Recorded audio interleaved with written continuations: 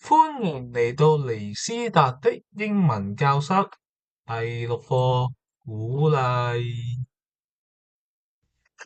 喺考試之前，好多人都會簡單講一句 good luck，但其實我哋可以用更多元化嘅言語去表示支持同埋鼓勵，令到對方感受得到更多心意同埋力量。以下係一啲常用嘅英文鼓勵短語，幫你以精彩嘅方式為別人打打氣。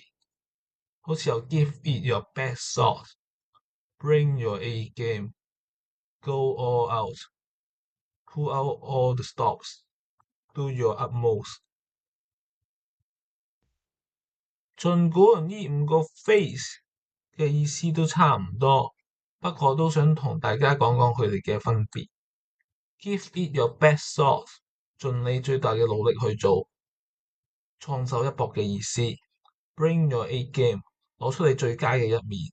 Go all out，用盡所有力去做，唔留手，保留。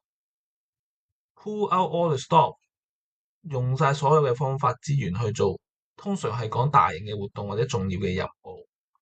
Do your utmost，即係盡你最大嘅努力去做，語氣就比較正式，通常用喺承諾或者責任感嘅場合方面。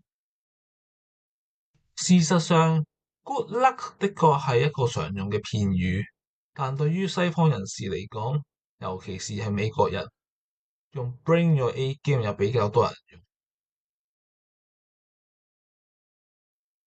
多謝收看本集嘅尼斯達的英文教室，拜拜。